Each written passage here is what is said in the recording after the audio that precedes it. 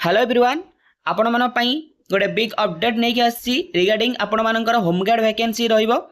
आपण माने जदि इंटरेस्टेड अछंती होमगार्ड रे जॉब करिया पई तो आपण माने इजीली अप्लाई करि परिबे, कारण ऑलरेडी आपण मानकर जो date application form date start हो गलानी। किंतु एठी आपण मानु गोटे कथा कहया मु चाहिबी, एठी आपण जो अप्लाई करी होमगार्ड पई एठी डायरेक्ट आपण ऑफलाइन रे अप्लाई करि पारे, मींस स्पीड पोस्ट रे अप्लाई करि पारे। एठी कि ऑनलाइन रो किछि सेंदी नाही।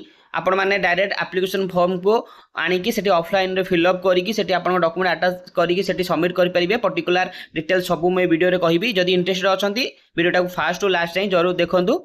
ठीक से किछि भी डाउट रहले आपण माने डायरेक्ट में पचारि परिबे। तो एठी जो वैकेंसी अपडेटटा 13/2/2025 रे हेची। लास्ट डेट अछि 1 तारिख, मींस मार्च 1 तारिख जो लास्ट डेट अछि आपण माने देखि पारतबे। एठी मेंशन करिछि process to fill up vacancy in home guards. You are directed to exhibit requirement notice of home guard or notice board of all police station and out of post, and also in panchayat office under your PS jurisdiction. A copy of application form is attached herewith.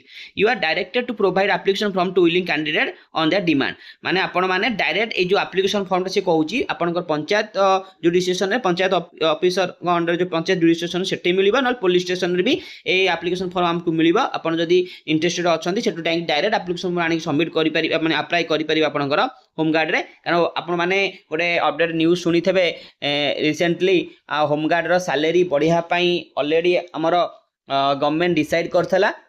तो सेति पई आपण माने ताकू भी permanent करिवार planning अछि home guard post को आपण माने अप्लाई करंतु। कारण एठी क्वालिफिकेशन ओनली 10th ही मागी छी, 10th पिला भी एठी अप्लाई करि परिबे। देखंतु डिटेल्स लिखा आइ छी हमर 15/2/2025 रु 1/3/2025 पर्यंत ग्रहण करा जो एप्लिकेशन फॉर्म आवेदन पठै परिबे। आपण माने को ठिकणा पठैबे टिके भले टिके देखि दियंतु।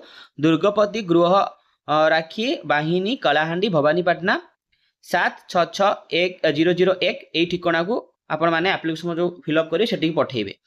तो ये कलाहांडी डिस्ट्रिक्ट ऑफ वैकेंसी आसे अपन जानि पाते। देखंतु केते केते पोस्ट सब अछि भवानीपाटना टाउन रे, सब पुलिस स्टेशन रे वैकेंसी अछि 8टा पोस्ट। भवानीपाटना सदर 6टा post, Kesinga Narla Lanjigarh Junagarh Dharmagarh Golamunda Kenga Koksara and Jaipatna total 60टा पोस्ट समुदाय बाहरची। तो आपण माने डायरेक्ट जाई अप्लाई करंतु, कारण डेट जानिले आ बयस देखिबे जदी 20 वर्ष किंबा 60 वर्ष रु ऊर्ध्व हेइ नथिबा दरकार। आपण माने देखि पाते बयस डिटेल एठी सब लिखिची। ओडिया भाषा पढ़ी लिखिथिबा दरकार। आपणकर प्रार्थी अति कम रे पंचम श्रेणी परीक्षा उत्तीर्ण होइतिबा दरकार, माने मिनिमम पंचम क्लास जदि आपण पढ़ी के आगु जाई तो अप्लाई करि परिबे आराम से। आउ एठी बेनिफिट आपन मिलियो मुटी कहि दोछि। आपण तो डिटेल ए नोटिफिकेशन देखि पढ़ी परिबे।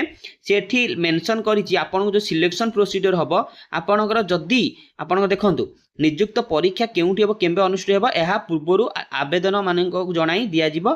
कंप्यूटर आ वाहन चालक, विद्युत मिस्त्री, पाइप मिस्त्री, रोसिया बढ़िया राजमिस्त्री इत्यादि जदि आपनकर एक्सपीरियंस अछि बा दक्षता ज्ञान अछि, व्यवहारिक अभिज्ञता अछि, आपण मानको अधिक टिके प्रायोरिटी मिलिबो। माने अधिक टिके आपनको रिलैक्सेशन सेठी मिलिबो आ टिके सिलेक्शन हेल्प करिवो।